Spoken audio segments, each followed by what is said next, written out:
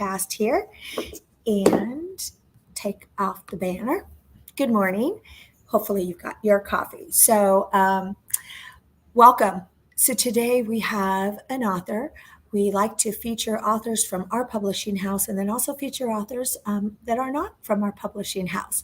Today we have Alex Boss, and I'm going to read you a little bit about who she is. You'll learn a lot more as we talk this morning, but first of all, I'm going to tell you, she is a very creative person, and her book, wait until you hear about her book a little bit more, just fantastic. So she's a former high school literature teacher. We were just talking about how she taught 11th grade. She's a Canadian American and a UX designer by trade. So she's a techie type, a great mind. Her background is in software, and her background in software, in tech, right, inspired her to write a book that not only explored complex ideas about identity and social justice, but was also set in a captivating world. Her work pulls from popular TV shows like The Black Mirror and The Squid Game, and this is her debut novel that came out last year. It's called The Game. It's the first of a 4-part series in which her relatable characters are sucked into the dark word of a VR game that pays players to keep playing. So I love that description. I kind of am jealous. I wish our team wrote it. Let me bring her on and let's get started. Alex, welcome to the show of Now Conversations. Thank you. Good morning. Great. So, good morning. So good to see you here and talk about you. I'm definitely going to focus in this morning on that whole identity idea that your book goes to. But before we get there, I want to ask the somewhat easy question. What inspired you to say, I'm going to write a book and I'm going to write it to be fiction? I mean, do you remember that moment? Just kind of talk about that a bit. Yeah, so I've actually written a number of shorter novels and just never considered self-publishing. I kind of always had the mentality that like if you couldn't find an agent and published with one of Penguin or Random House, then it just wasn't good enough to be published. And I talked with a friend who he's a really successful author, and he was like, "That's such a silly idea. Why are you waiting to put your stuff out there?" And I was like, "Oh, right. Like that's so silly to wait and not publish your work just because you don't get a deal with Penguin." Right. So that's sort of when I decided to publish. I set pretty hard deadlines for myself. So I was like, I'm going to finish this by my 32nd birthday. I'm going to hire someone to do the cover and the interior. And then I'm going to put this work out there and just see what happens. So I love that. 2 points there. Why wait? And we were talking with someone yesterday, and I think he's going to publish with us, and he's out of Utah, potential client. And he had lost his brother just a couple of years ago. I mean, I think he's like low 50s age group, and he's like, I'm at this point where I want to contribute something to the world. And he's really a prolific writer. He's like, I have all this, but I've never done something. He's like, I just want to do it. He's like, why wait? He's like, my, brother losing his life in early age. So a great concept. And, if anything, COVID's taught us and put right in front of us. And even like the Maui, what's happened in Maui. I was watching that this morning before, I got up for this show, and those poor people and that. I mean, life is so unexpected. Right? Life is so unexpected. So I love that you said that, and then you hit on another key factor for book authors and aspiring book authors is that discipline of, okay, I'm setting this goal before I'm 32. And it might be a goal of, by this year, 2023, I'm going to, have X done. So important. And then achieving them. So, excuse me. Thank you for sharing that. Yeah, my pleasure.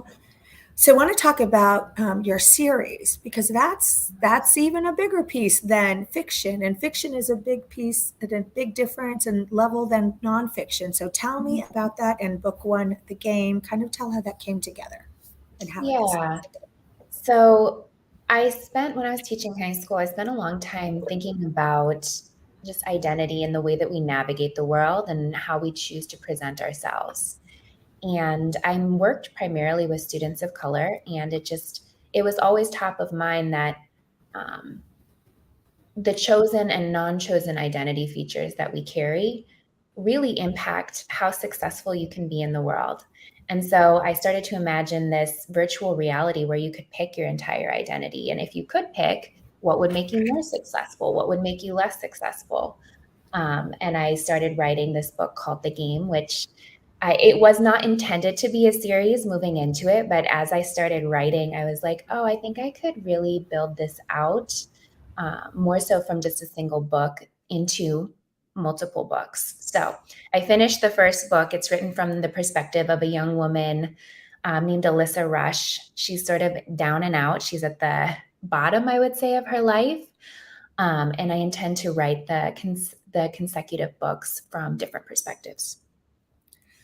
So that concept, Yeah. that picking your identity, Yeah. I love that. It's very unique, but it is really what we do, right? We're influenced by, oh, should I do this? I really like this, or I maybe I like this identity because it gives me an end result monetarily, or I Yeah. like this identity, right? Because it feeds what I aspire to be and what in my mind I think I should be. Yeah. Um, Dig deeper into that. I mean, is that were you also influenced by, we were talking about high schoolers and Yeah. that and who you are? Talk a little more. Let's Yeah. dig deeper. Yeah. So I think during those experiences as a teacher, I really had to ask myself, like, what is a part of my core identity and what am I willing to flex? Yes. Um, so you meet me today, like very tattooed and with a shaved head. But when I was teaching, and for the most part of my life, I had very long blonde hair. Um, And so just the difference of like navigating the world as someone who looks much more traditional and then versus someone who's made the choice to then look less conventional, less traditional. Like those are choices. Those are things that I can put on like a costume. My race and my gender are less so things that I can put on like a costume, right? There's flexibility, there's fluidity, right? We won't get into that today, but some things like there isn't, right? And those things do impact how successful you're able to be in this world and in our society.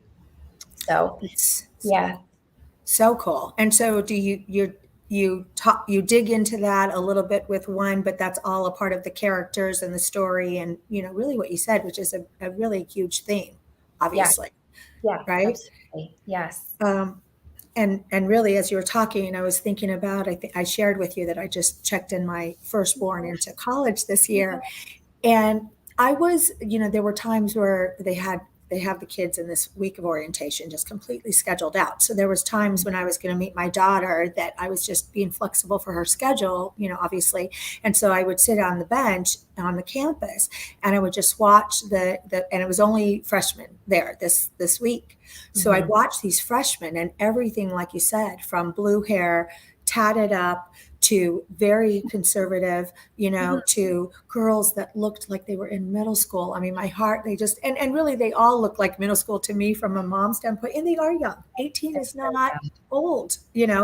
But I really paid attention to that. And, I don't, one of the things the university said is, you know, expect that there's going to be huge changes. For instance, a change in major, a Yeah. change in appearance, just expect that this is their time. And, that age group Yeah. is an age group that it's like, who am I?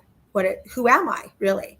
But Yeah. yet cut to my age group is a time that is, who am I? Your age group is, if you're not secure in your identity, so let's kind of go there, right? Yeah. Then you are standing on that who am I kind of thing, because you're not, I'll say, firmly planted in your identity. How are Yeah. you? How do you feel? Are you firmly planted in your identity? I think that I've changed so much over the past, I'll say 10 to 15 years, that I do really subscribe to this belief that we kind of have this avatar, right? This costume that we put on and face the world with. Um, I do think that we're all deeply connected, but I think the more you travel and the more people you meet and the more ideas that you expose yourself to, whether intentionally or unintentionally, the more you start to realize like the fluidity of expression and personality. For sure. And I do agree with you that the more experiences you have, really impact you in ways you had no idea that they Yeah. might.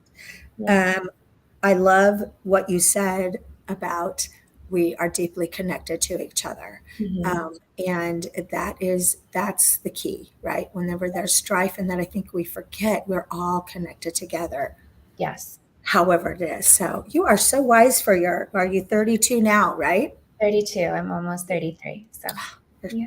That's so cute. That's like a kid thing. I'm 4.5 years old. You're like 4 years. That's so cute. See how you are. You're a kid at 32. Um, Yeah. you're great. Very wise for that. All right. So what I want you to share is think it back to, as you're writing and putting this together, your first book of the series, Yeah. when you're at the finish line. Let's talk about that. I think you'll have some wisdom where you're almost at the finish line, you're almost ready to upload, you got all the pieces together. Talk about a difficulty that came up there and how did you make it over the finish line? Yeah. So this would have been where, like, had I known you at that time, I probably would have been like, could you please take care of this for me? Because it was a headache. Like, they all make it sound so easy. Like, all you have to do is click two buttons and now you have a book. And I'm like, oh my goodness. First off, I didn't know that there was like this lag time between publishing on Amazon and the book actually being live. So that Yeah. was hugely frustrating. But then also just like formatting the book in the right way so that the cover, like my cover got sent back to me like 20 times. And that's not an exaggeration. Like the cover just, and Yeah. like I said, my background is in technology. I have some Right. graphic design experience. So I'm like, oh my gosh, like it's 200 pixels by 500 pixels. Like, what is the deal here? Right. So those little things, those like little technicalities, like I feel like as an author, you're like, look, I did the work. I wrote 50,000 words. Somebody else, can you take care of the rest of it? Like, can somebody proofread this for heaven's sake? Like, just writing the book, I guess that's my key takeaway. Just writing the book is just the first step. And then there's like 19 other things that you have to do to get it published. So, 100%. And we'd probably say there's 39 other things to do, but I totally get it. We never have done a book, through KDP okay. Create or Create Space. They used to call it Yes. that. I think it's Yep. called something else. Obviously, we upload through them, so we know that. And even in the upload process, there's a little bit of things that are important. And Yep. really, the main thing that's important is knowing the categories and the keywords and that, right, to achieve bestseller. So then there's that whole part. But I love, I understand. I don't love that it was a difficult process, but it is, it's like you said, you did the hard work, and the hard work is the download of the content and getting the first draft. Yeah. So we tell that to our authors, this is going to be your dig-in time period. Usually on a standard book, we might say it's like a 6-week time period. We're going to be very engrossed with your editor, Right. downloading a chapter, editing, accepting edits, rejecting, there's that real hard work. And then actually what we say, you'll probably smile on this. After that, it's all uphill and it's a great time because then, like you said, we're taking on everything else and you get to approve the book covers and modify that. It's Yeah. easy stuff, Yeah. Yeah. So I think that the I thing love. that I realized is that the work never stops. And so you can't just sit around and wait for someone to discover you. That was like the biggest lesson that I've learned in all of this is no one's going to stumble across you and discover you and all of a sudden, well, unless you're JK Rowling, and then next thing you know, you're Right. famous and you've won the lottery. It's work, it's consistent work. It's consistently putting yourself out there, marketing yourself, asking for opportunities, hearing a lot of no's. So it's a lot of work.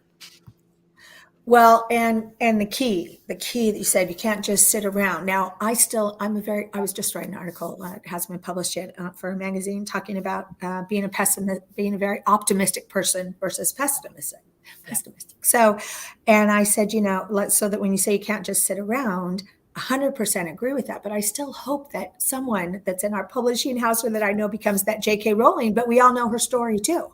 She was Yeah. rejected by what? Umpteen, publishing houses. And then finally, the one that did wanted to make changes in that, she stood her ground.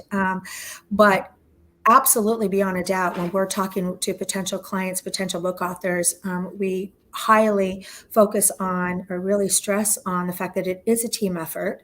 And Mhm. our most successful book authors are book authors like you that say, yeah, I'm engaged. You tell me what to do. We help, we lead you. But at the end of the day, you have to show up. and Right. you have to write the article. You have to, whatever you have to do on your end, you have to be available on the podcast. And we've had clients that we would give them great media wins, and somehow they couldn't fit it in their schedule. And after a couple times, even like 3 times, we just stopped giving it to them. And then they wonder why things aren't happening for them, Yeah. you know? Yeah. So that's fantastic advice. So what are your, just to stay on the book series, so what are your plans overall in terms of book 2 and 3 and 4? Kind of share that. Yeah. So, sort of, I built out this world of characters in book one, and my intention is to continue to write from a different perspective. So, the tying piece or the thread that kind of brings everything together is the virtual reality world. Um, Again, sort of tying back into that belief that we're all connected, that we all have so much more in common. I really want to be able to empathize with and tell the story of multiple characters. So rather than staying with Alyssa for 6 books, and that could Right. be a total drag, I really want to tell other people's stories. So I won't give away whose perspective I'm writing from in book two, because it's a little Oh, bit of a cool. surprise. But it is one of the characters that you were introduced to in book one. Okay. And are you, is it, you're going to do one a year, or are you kind of just seeing how things happen, or what's your idea there? I would love to do one a year. And we talked about this. I work full time. So Right. just finding that time every day to write in the midst of marketing and publications and all of the other things, that has been my biggest struggle, is the consistency of creativity and then the logistics of sort of being like, sort of running another small business on the side, right? That's sort of how I would put this. Um, so yeah, I would love to do one a year, and that'll, yeah, we'll see. We'll see. Well, it's a great, that's a great way to look at it, because it really is. It's an effort writing a book, and then, like you said, promoting and marketing it. Yeah, It's an effort. We always say that after your friends and family buy your book, no one else is buying your book unless you're actively promoting it and marketing it. yes, So, and again, authors, some potential authors say, okay, now I've got my book, and so, now what? Bye bye. And we yeah. say, we need to work together. I was going to ask you, how, as you said, you work for big pharma, you got a over full-time job. You said, you teach yoga, have that release and physical outlet, and then working on the book. I mean, how was it that you set up the time and you found the time? Do you have a method of how you came to put the hours in to write the book, the first one? Yeah. I mean, I always tell people, like, my life is pretty boring. So I work from 9 to 5. I go to yoga from 5 to 7. I make dinner from 7 to 8, and then I write from 8 to 10. Period. Perfect. And that's it. Like, I love there's, that. You scheduled it. yeah, and there's like, I feel bad because my friends, I have a couple of dear friends here who are like, oh, let's do something in the week. I'm like, I just don't do anything. Even my mom, like, she'd be like, oh, let's get dinner, and I'd be like, I don't do anything during the week. I just do my writing and then I go to bed. So sometimes it really does take that intense, selfish discipline. It 100% does. And I'm glad you brought it up. So we're asking questions here from people that are joining us in the chat, but I'll tell you what we call it. For our company, we call it BIC. And it just Mm. actually coincidentally is I was a tech CEO in Seattle for 18 years, and it's actually our acronym for our name. So it just kind of became BIC, and that's butt in chair. So we Yeah. would tell our authors, look, schedule your BIC time, Monday, Mhm. Wednesday, Friday, 11 to 12. And we say, sit there in front of your laptop, in front of what you're writing. And even if you don't feel like writing, Google book covers, look at other, do something book related. And eventually, you'll get in the mode of writing and that. Absolutely. So you have your BIC time, you have it all scheduled. So I put it do. on your schedule, get going on book 2. I'm sure you already have, just kidding. Oh, yes, absolutely. Yes. Okay, let's see what questions we have. This 30 minutes always goes very fast. What is the hardest thing? What is the hardest thing do you think a first time author has to overcome? I think the fear that, like, how do I put this? Like, that you're not actually that good, and like that your work doesn't actually deserve to be seen, for me anyway. It's like I think you kind of oscillate between like delusions of grandeur, like I'm great and I know I can do this and I could write a book like that. And then like, oh my gosh, like what if this is actually trash? Like that like sort of back and forth has been at times paralyzing. Luckily, not so much that I didn't publish the book, but I remember just sending it to my sister as a Word document and being like, I'm publishing this tomorrow. Can you read it tonight and just tell me if I'm the worst person? Like, is this just the peak of cringe? Like, is everybody going to read this and be like, ugh, like, why did I wish I wasn't reading this, you know? And she was like, no, it's not embarrassing. You can publish it. It's so Yeah, it's hard. it's hard. It's that fear of being so vulnerable, right? Oh my gosh, And absolutely. well, whoops, lost my AirPod. Oh Hang on. no. No, but it definitely is vulnerable. It's an incredibly vulnerable experience to share your work with someone until you realize that the work is not a representation of you and your self-worth. It's not. It's an expression of yourself, perhaps, but it's not. So don't tie it so much to your ego that you're like, well, if somebody doesn't like this, they don't like me and I'm not a valuable person anymore. That's not the case, and that doesn't correlate. So positive, actually. Now you make me ask the question: have you received negative feedback or negative reviews or the haters out there in your The experience on the worst book? I think haters more so like, oh, like she's self-published. Like that's I think the most of like haters, like, oh, cool, you self-published. Like anyone can do that. And I'm like, okay, so do that. That's fine. Right, right. So go ahead then. But some people who have been like, I started it. It wasn't my thing. But that's sort of been the worst, like negative. And I will say more so than anything else, I have people reach out to me and be like, I stayed up all night to read your book. I should have been sleeping. I should have been studying. And I just like could not put it down once I started it. So that has been just such a powerfully affirming experience. Like nothing gives me more pleasure. I set out to write something that people would like, not something that I would necessarily, like my book. But when I was writing, I thought about my students. I thought about my friends. I thought about my family, and I wanted to make them the cheeseburger of books. I wanted to make them something they would enjoy and that they would want to sit down because I spent so long assigning people books that they did not want to read and kind of killed the joy of reading. Like, I'm Mhm. sorry, but we need to take Shakespeare off the list. That's my unpopular opinion of the day. And the Scarlet Letter. Ugh, I would never assign that again. I want to give You people know something. what? I remember my daughters had to read the Scarlet Letter. I don't, and I remember a few Shakespeare's I saw, but oh, you're so right. But first of all, we have to step back a minute because I'm all about the book title, The Okay. Cheeseburger of Books. If anyone's on here listening to this, grab the URL. I love that title. If no one Yeah. has that title of a book, that's a great title. Yeah. You're so funny. I have Shamika on here, and she said, that tying, and she's an upcoming author. Shamika Archer Grundy actually has a book coming out. I think that we're coming out very soon next month. It's a journal. It's a journal reconnecting with God. It's beautiful. And Wow. she asked and or actually said that tying, your book and the completion of it and all that to your ego, you're 100% right not to do that. Yeah. That's fantastic. And, we can take it back to professionals.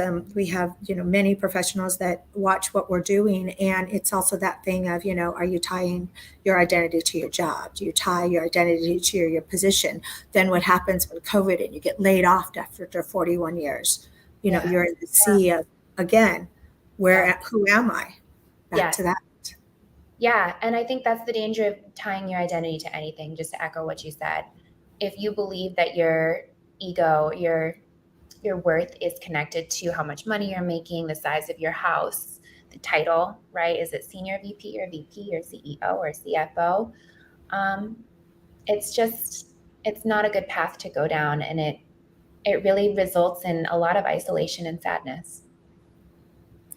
Very good. Okay, so we're getting close to the end of Yeah. time, Yeah. to the end of our time, and I want to always end with some advice that you can give. Let me just double check to see if there's any more questions for you. Um, um, well, let's ask one more. We seem somewhat similar in Okay. outlook and being an optimistic kind of Mhm. person. I mean, what do you credit your being positive? What do you credit having that trait? How Mhm. do you have that? I had a really interesting health experience when I was 19 years old. I lost the sight in this eye, and everything from that point on seemed like a gift. Everything from that moment forward was not like, why did this happen to me? But like, life is short. We need to honor this experience and make the most of it. So that's where that came from. Wow, that's pretty impactful. So, thank you for sharing that. Okay, so we will go ahead and wrap up. So, you've imparted a ton of wisdom here, and I really appreciate you in sharing that. And I want everyone to search her out. Yeah. Alex Boss, and her book is called The Game. It's available online, Amazon. It's available on Barnes and Noble.